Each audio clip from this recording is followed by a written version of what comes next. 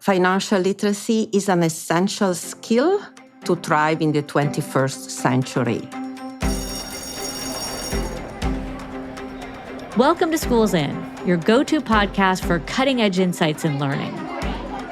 From early education to lifelong development, we dive into trends, innovations, and challenges facing learners of all ages.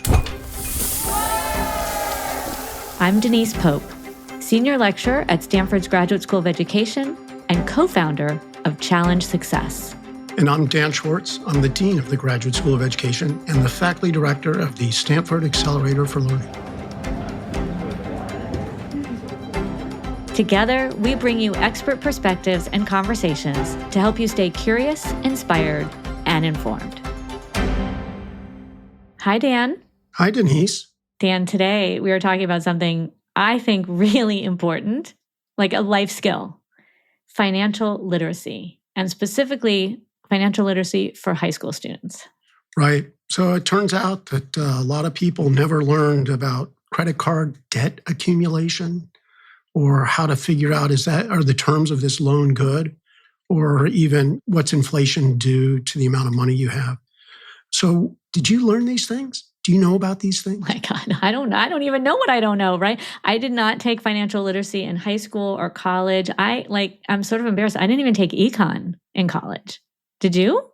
No, my goal in life was to get enough money that I could hire someone to do my finances for me. No, that's good. Thank you. That seems very financial literate. I'm still waiting, but yes, that is a sort of type of literacy. So today we are very fortunate to have Professor Annamaria Lusardi, who's speaking with us today.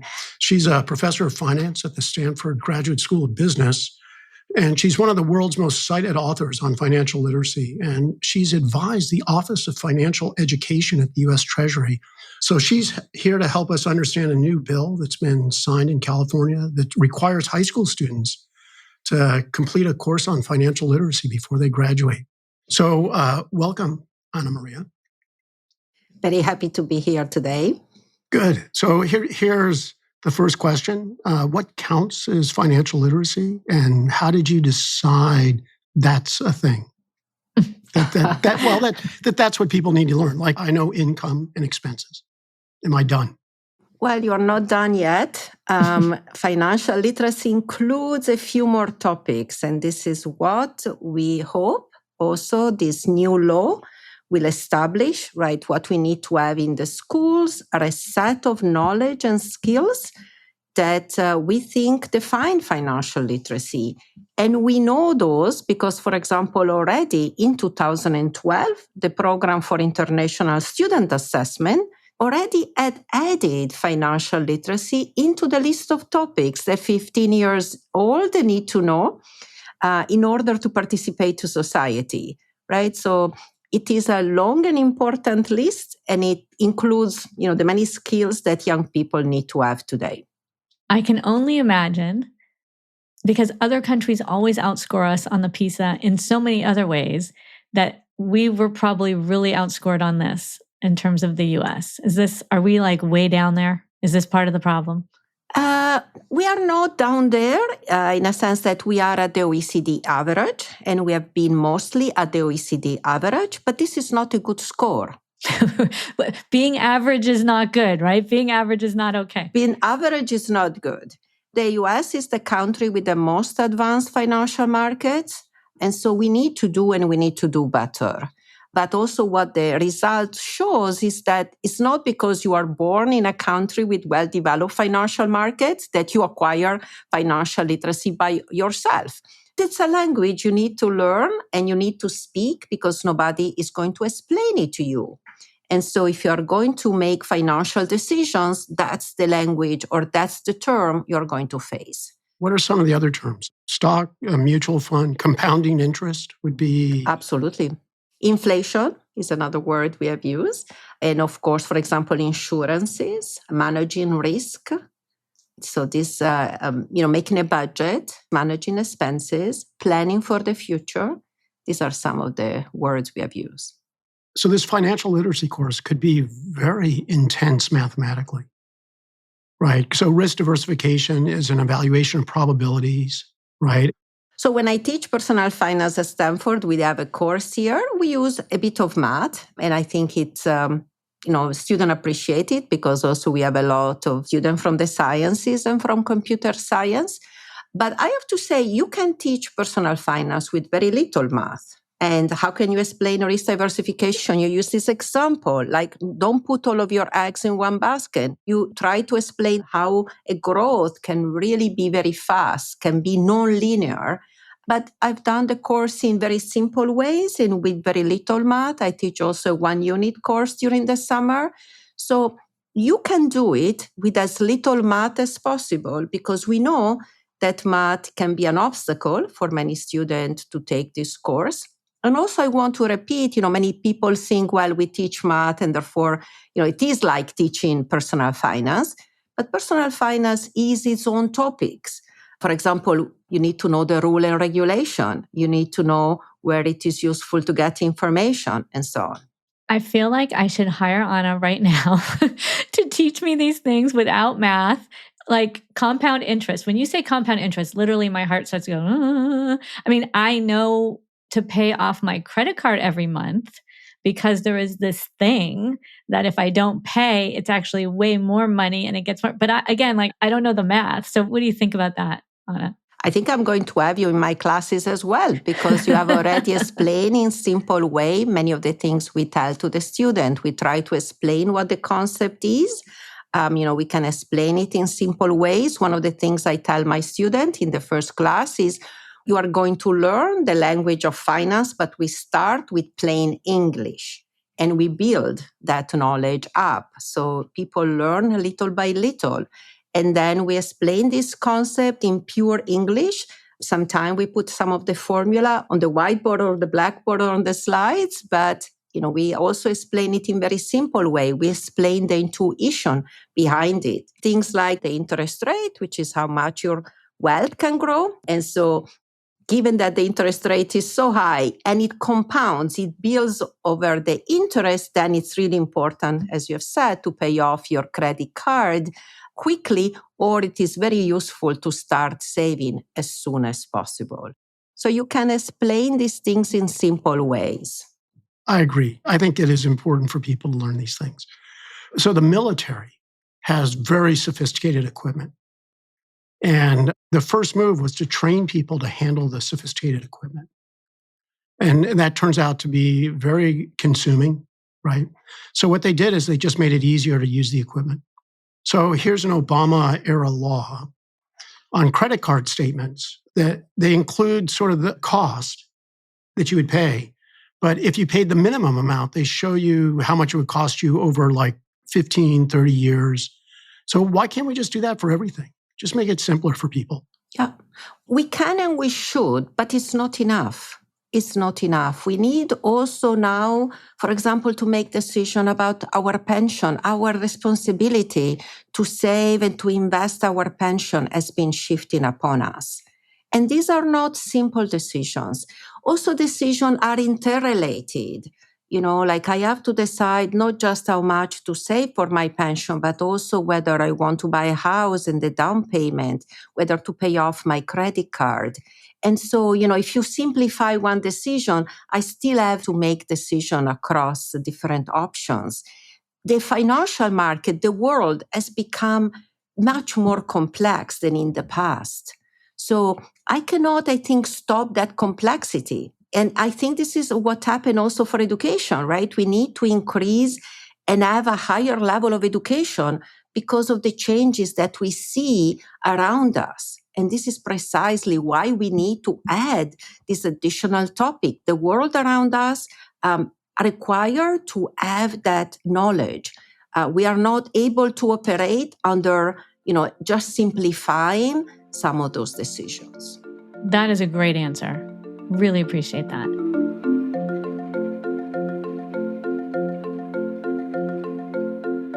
So Denise, I don't know how you learned financial literacy because you never took the econ course, but maybe it's there. So my question is, what have you done to help your kids become financially literate? Oh, that's a very good question. We have talked as a family about savings. And I know this sounds crazy, but early on, so I was always told, don't pay your kids for chores. Okay. Stick with me on this. Don't pay your kids for chores because they should be doing them out of the kindness of their heart, out of being part of a family. This is what we do to help others. But I was told you should give your kids an allowance, because giving them an allowance, not tied to anything in particular, but giving them an allowance helps them learn financial literacy. And so one of the things that we were told is to have something where you give them an allowance that they get to spend a little bit, but they also get to save a little bit. And then also think about when we give to charity, like helping others. So we get together right around Thanksgiving. We figure out where we want to put some charitable funds, and we would always include the kids in that. And they would put, when they were little, it was like, I can give 25 cents, but you make a big deal out of it. So that's what we did in my family. Wow. Nothing. Like I didn't give an allowance. He would have to ask for money. But then in college, his roommate was the world's best online poker player. Oh, well, that helps. And that's where he learned it all, right? From this guy who really understood sort of taking bets and risk and where do you invest. So, well, we need him to teach the financial literacy classes, right? If I can just point out, even though I did nothing, he's now a certified public accountant.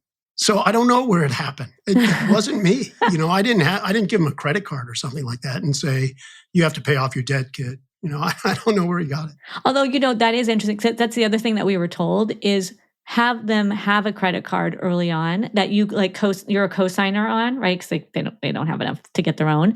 But they will learn, right? And then that's how you teach them about always pay off your credit card in full. I mean, my dad taught me that. My dad taught me how to balance. I used to have to balance my checkbook to the penny because that's what my dad taught me. I mean, literally to the penny. Like I would just go through. Remember in the old days, like you'd have your checks and you'd go through and you'd like check them off and see. Yeah, that's what I was taught. I've never done any of that. Well, I just look at my bank account and I say, I'm not broke. It's okay. It's okay. That's about as far as I get. But. I will say this, though. We do have students who will think like, oh, I still have checks in my checkbook. I'm dating myself. I must have money in my account, right? And so I like that, Miss. I like that. There's problems. There's problems. It sounds like we do really need to invest in financial literacy, and the more the better at this point.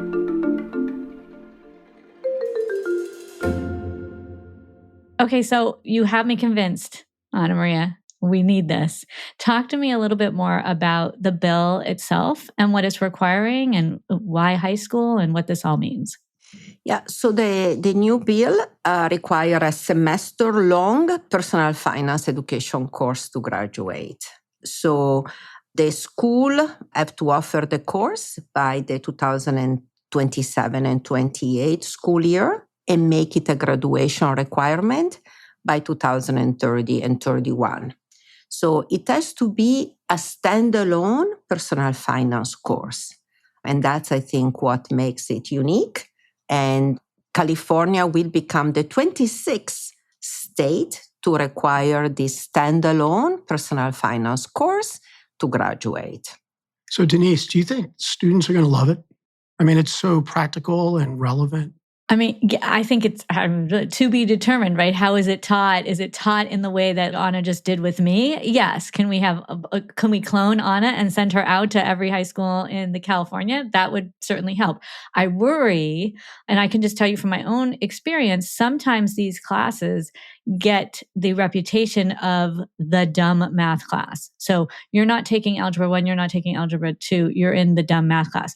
What I love about requiring everyone to take it is I think that stigma is going to go away, and personal finance is not going to be considered sort of math for dummies, for lack of a better word, but it's going to be like, oh, wait, this is really important. This is like how I buy a car. This really affects my future. And I will say this, the fact that it became a full semester is really incredible, because I've seen other things passed, like there has to be some mental health education that are short, maybe unit long type things, or you kind of cover it and it's a checklist and you can check it off. But to make this a full semester long class shows you just how important the government thinks it is for us to learn this. So well done. Well done, Anna. Well, I think the same. And I want to say, judging from the student here at Stanford, I know these are not high school students, but when the course was first offered here, 362 students signed up. Wow. It became the most popular course within economics. And even now that we are teaching it, I'm teaching it also in the summer. We have had more than 400 students during the spring and the summer term, and we had to raise the cap 4 times. It's very, very popular among the students. So hopefully, it doesn't have that stigma. I actually want to mention something that people don't mention enough, which is the importance of making this course mandatory is because we made it accessible to every student. So when you look at the proportion of people, young people who are financially literate, and I've studied, for example, younger people but older than the high schooler, we see that it's disproportionately the white, male, college-educated young people who are financially literate. And so by making this course mandatory and accessible to everybody, we can give this access to those students who otherwise would not have it. Our study finds something really interesting, which is that if you look at these young people that I've studied, 23 to 27 years old, we can link that financial literacy to the wealth of the parents when they were growing up, when these people were 12 to 17. And in particular, if the family had retirement savings and stocks. In other words, young people today learn these topics at the dinner table, but only if they come from families which are well off and which are college educated. We see this in the PISA data as well. One of the most important determinants of financial literacy is unfortunately socioeconomic status. We need to have it in the school to provide access to everybody. So important. So important. I think that finding is not surprising, but it's incredibly important. Yeah. If you don't have money in your household, you don't spend a lot of time talking about your mutual funds. Right. And also money becomes a source of anxiety, of worries. We see this in the adult population as well. And also money is taboo. And so we don't discuss this easily. And this is why eventually people will never learn about it. But it's better to have this knowledge before you make financial decisions than after, and learning in school rather than learning by mistakes. Totally. And that actually makes me think of this whole concept of money as taboo as a whole, right? Like no one talks about how much they make. You're not supposed to say these things in public and at, dinner parties or whatnot. It's just mystifying to me because another thing that I read that you said is it's not necessarily wealth that is connected to happiness. It's actually financial literacy connected to happiness. Can you say a little bit more about that? I think it plays into what we're talking about right now. Yes, what we say, and the reason why we make that statement is that we have seen that financial literacy is linked to a variety of behavior that is bringing, that happiness. I would say that financial well-being, that financial security, right? We don't at the end save just to save. We want to save to achieve an objective, to, for example, send kids to college, to be able to have a secure retirement, to be able to do the things we would like to do, maybe take a trip, maybe help others. And so it's that, I think, knowledge that today is so fundamental, right? Every decision we have to make is relatively complex. So it's that knowledge that allows us to navigate better the financial system and therefore, be able to be savvy in making the financial decisions. I always ask my students in the first class what the course is about, what they think the course is about. And most of the students, I have to say, similar to, I think, what the average person thinks, they think the course is about investing, right? Because personal finance, you feel like, well, it has to be about investing.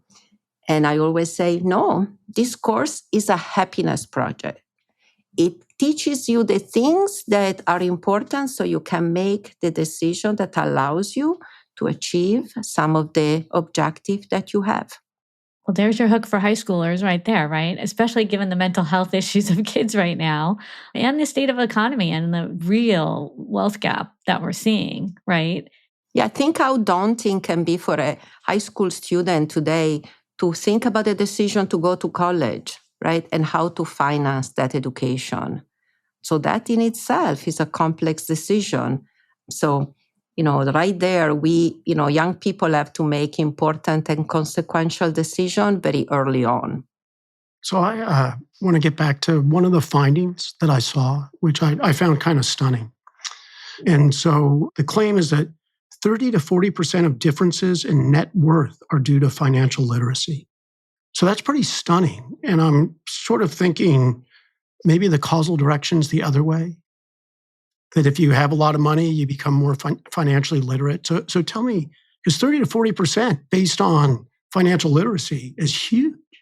Yeah, this is actually part of a study that we did, but like you were suggesting, we actually argue that financial literacy can also be an investment, and that, people who have a lot to gain from financial literacy will potentially invest more in financial literacy. And this is actually what we see as well in the data, that, there is a little bit of that endogeneity as well, which, as you have correctly indicated.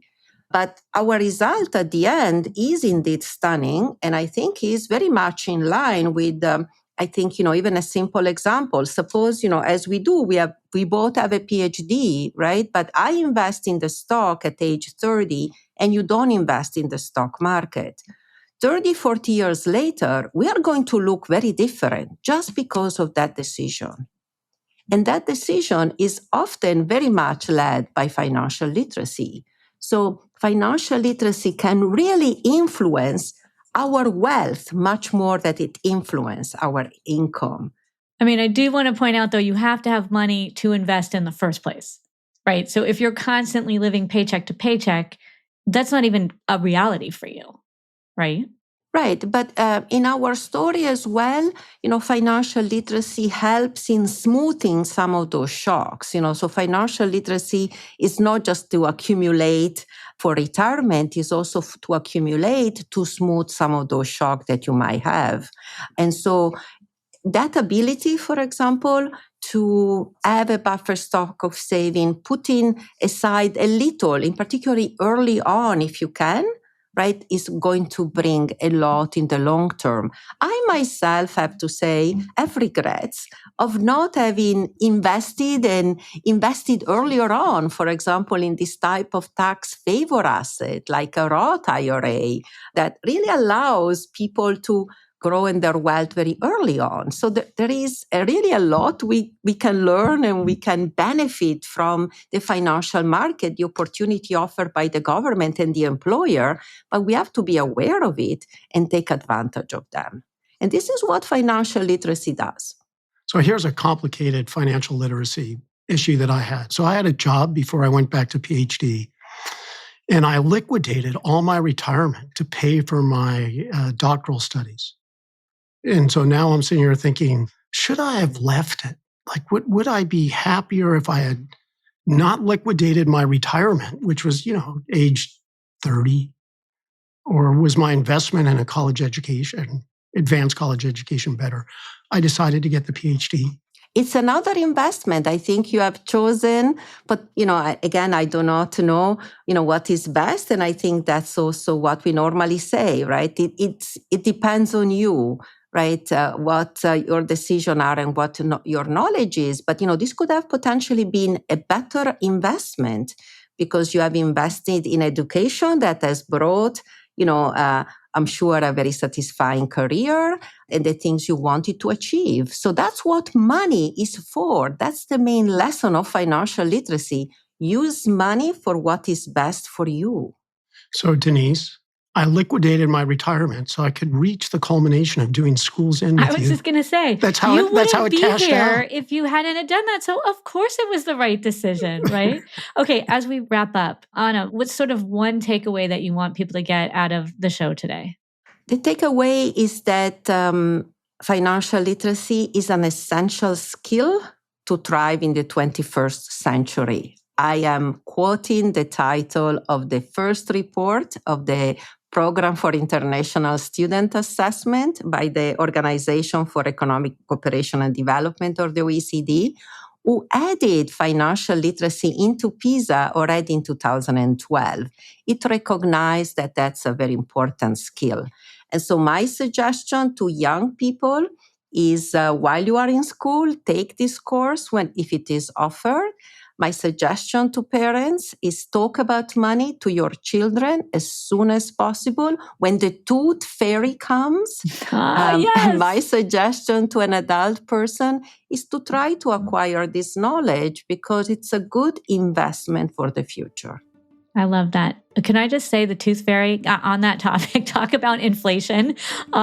We gave our kids maybe a quarter. Maybe my third kid got up to $1 a tooth. I hear it's like $20 a tooth these days.